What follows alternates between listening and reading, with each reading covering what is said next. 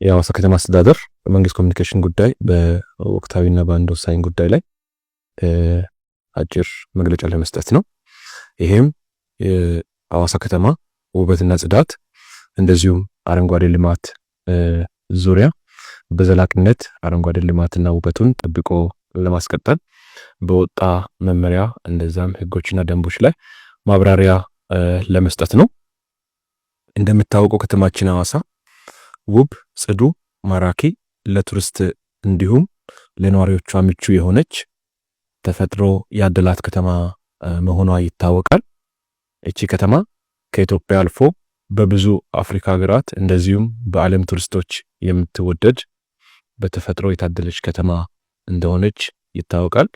ከተማ አስተዳደሩ ይህንን ውበትና ጽዳት ለማስቀጠል ዘርፈ ብዙ ስራ እየሰራ ነው።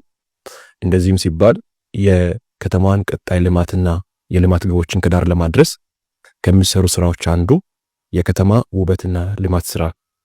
ይህ የከተማ የውበትና ልማት ስራ በፊት ከነበረው በተወሰኑ ጉዳዮች አካባቢ የህግ ማስከበር ስርዓቱን እንደዚሁም በመመሪያ ላይ የተጠቀሱ ጉዳዮች ወደ ህግ ማስከበር ስርዓት ለመግባት ስለሆነ በከተማ የሚኖሩ ነዋሪዎች ሁሉ ከዚህ በታች በሚዘረዘሩ ጉዳዮች ላይ ጥንቃቄ እንዲያደርጉና ከከተማ አስተዳደሩ ጎን ለመቆም እንዲችሉ መልእክትም ጭምር ለማስተላለፍ ነው። ይህን አስመልክቶ የሲዳማ ብሔራዊ ክልላዊ መንግስት ከተማ ልማትና ኮንስትራክሽን ቢሮ በተለያዩ ጉዳዮች ላይ መመሪያ ማውጣቱ የሚታወቅ ነው። ይህ መመሪያ የወጣው በከተሞች የአረንጓዴ ልማት አስተዳደርና በደረቅ ቆሻሻ አያያዝና አወጋገድ ዙሪያ የወጣ መመሪያ ነው። መመሪያ ቁጥር 18/2017 የከተሞች የአረንጓዴ ልማት እና የውበት ጥበቃ የሚል መመሪያ ነው። በዚህ መመሪያ ስር የተደነገገው ጉዳይ ከተሞች ለነዋሪዎቻቸው ምቹ እንዲሆኑ፣ አረንጓዴ እንዲሆኑ፣ ውብ እንዲሆኑ እንደዚሁም ለኑሮ፣ ለመማር፣ ለመስራት፣ ለኢንቨስትመንት ምቹ እንዲሆኑ ለማድረግና የአረንጓዴ ልማት ስራን ለማስቀጠል የወጣ መመሪያ። ሁለተኛ መመሪያ ቁጥር 19/2017 የደረቅ ቆሻሻ አያያዝና አወጋገድ ዙሪያ የወጣ መመሪያ ነው። ይህ መመሪያም በከተማ ውስጥ የደረቅ ቆሻሻን እንዴት አድርጎ ማስወገድ ይቻላል፣ እንዴት አድርጎ ነው የደረቅ ቆሻሻ አያያዝ የሚል ድንጋጌዎችን የያዘን።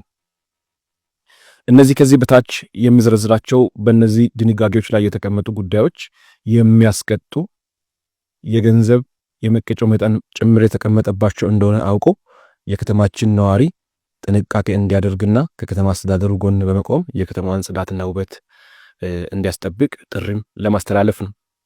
አንደኛ፣ ማንኛውም ነዋሪ ከመኖሪያ ቤቱ ፊት ለፊት 20 ሜትር አካባቢ ያለውን ስፍራ ማጽዳት፣ ጽዱና ውብ ማድረግ ይጠበቅበታል። ለድርጅቶችና ለተቋማት ሲሆኑ ደግሞ እስከ 50 ሜትር ማጽዳትና ለከተማዋ ውበት መስራት መቻል አለባቸው። ሌላው የቆሻሻ አያያዝና አወጋገድ ስርዓትም ቆሻሻን መለየት፣ የሚበሰብስ የማይበሰብስና እንዲሁም አደገኛ ቆሻሻ ብሎ መለየት ያስፈልጋል። እነዚህን ተቋማትም ግለሰቦችም ለይቶ ለሚያስወግዱ ማህበራት ጭምር ይሄ ህግ ተፈጻሚ የሚሆን ነው የሚሆነው። ይህ ሲባል ምንድነው ቀጥለው የሚሰራው ስራ በሚለው ላይ ከህግ ማዕቀፍም የተቀመጠው ነገር አንደኛው የሞተ እንስሳን ባልተፈለገ ቦታ በአረንጓዴ ስፍራዎች ላይ መጣል፣ ይህ የሚያስቀጣ። ለዚህም የተቀመጠው የገንዘብ መቀጮ መጠን እስከ 10,000 ብር መሆኑን ህብረተሰቡ ሊገነዘብ ይገባል። ሁለተኛው ባልተፈለገ ቦታ በተለይም በአረንጓዴ ስፍራዎች ላይ መቀመጥ፣ መተኛት፣ መረማመድና መረጋገጥ ከ1,000 እስከ 5,000 ብር ከግለሰብ ጀምሮ የሚያስቀጣ መሆኑን ህብረተሰቡ ሊገነዘብ ይገባል። ሶስተኛ ጉዳይ ቆሻሻን ያለ አግባብ ማስወገድ ወይም በመኖሪያ ቤት አካባቢ ማከማቸት እስከ 5,000 ብር ቅጣት እንዳለው ህብረተሰባችን ተገንዝቦ እንዲጠነቀቅ ከወዲሁ ጥሪውን ማስተላለፍ ፈልጋለሁ። ሌላው ህገወጥ ንግድ ነው። ህገወጥ ንግድ በመንገድ ዳርቻዎች ላይ ባልተፈለጉ ስፍራዎች ላይ የህገወጥ ንግድ ማድረግ እስከ 5,000 ብር ቅጣት አለው። ከዚህም በተጨማሪ ስድ እንስሳትን በከተማ መሃል እንዲሁም በመንገድ ክፋይ በአረንጓዴ ልማት ስፍራዎች ላይ መልቀቅ ከ1000 ጀምሮ እስከ 5000 ብር በአንድ እንስሳ ቁጥር እንዳለው ጥብቅ መልእክት ለማስተላለፍ ነው የምፈልገው።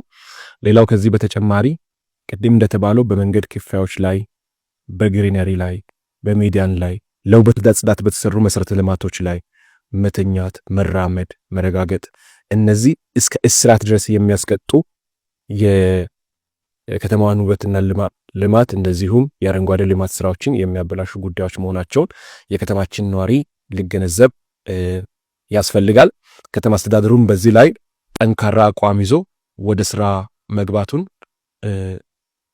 የከተማዋን ውበትና ጽዳት ለማስጠበቅ ከፍተኛ ርብርብና ስራ እያደረገ እንዳለ ለመግለጽ ፈልጋለሁ።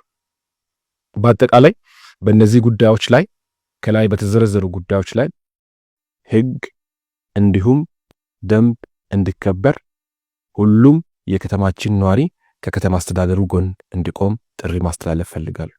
ከዚህም በተጨማሪ በዚህ እኩይ ተግባር ላይ የሚገኙ ግለሰቦችን ለህግ አካላት እንደዚሁም ለደንብ አስከባሪ አካላት በመጠቆም ጭምር ከከተማ አስተዳደሩ ጎን እንዲቆም ከተማ አስተዳደሩ ጥሪውን ያቀርባል። አሁንም ከተማችንን በጋራ ከሰራን በጋራ ለማልማት ውበቷን፣ ጽዳቷን፣ ንጽህናዋን ጠብቀን ለማቆየት የሁላችንም የጋራ ትብብር የሚጠይቅ ጉዳይ መሆኑንና ከተማ አስተዳደሩ አብሮ ለመስራት ከየትኛውም ጊዜ በላይ ዝግጁ እንደሆነ ለማሳሰብ ፈልጋለሁ። አመሰግናለሁ።